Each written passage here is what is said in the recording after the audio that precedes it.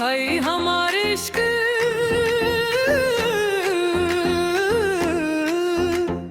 तू है हमारे इश्क, तू है हमारा जान। तोहरे बिना लगे सुनई जहान, तोहरे नयनवा में बसल बा सपनवा, तोरे खातिर खड़के ई दिलवा बिहान समाज। तू है हमारे इश्क, तू है हमार प्यार, रौरा बिना न लगे मनवा के बहार। रौरा मुस्कनिया चांद से उजियार, तोहरे नाम लिखनी दिलवा के दुआर।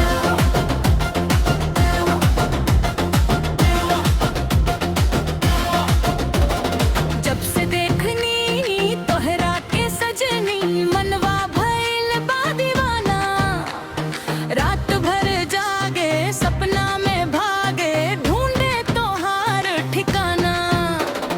तोहरे बातन में मिठास बाए जान, जैसे अमवा के रस। तोहरे संग बितावल हर एक दिल, नाते सबसे खास मुखड़ा। तू है हमारे इश्क, तू है हमार जान, तोहरे बिना लगे सुनाई जहान। तोहरे नयनवा में बसल बा सपनवा, तोहार खड़के ई दिलवा बिहान सुना।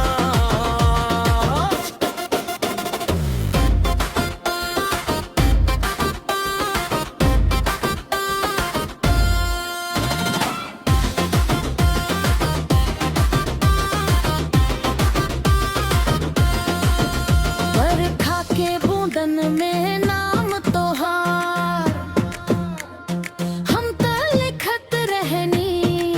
हवा के संग संग याद तोहार, दिल में बसात रहनी। तोहरे हंसिया में जादू है सजनी, तोहरे अखियां में प्यार। तोहरे खातिर छोड़ देब दुनिया, तू ही बा संसार मुखड़ा। तू है हमारे इश्क, तू है हमार जान, तोहरे बिना लगे सुनाई जहान। तोहरे नयनवा में बसल बा सपनवा, तोरे खातिर धड़के ई दिलवा बिहान सुना।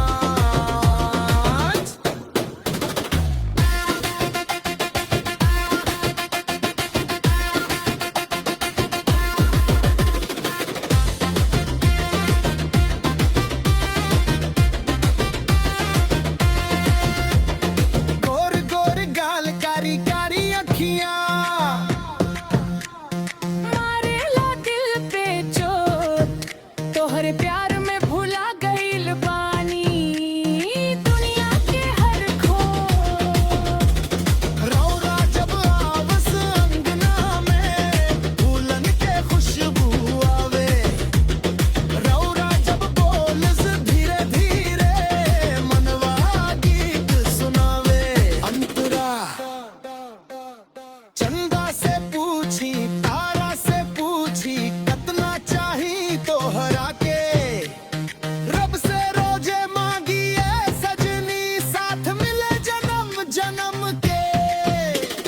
ना धन चाही ना दौलत चाही, बस चाही तोहार साथ। तोरे हाथ में हाथ रहे, ही बात दिल के बात। अंतिम मुखड़ा तू है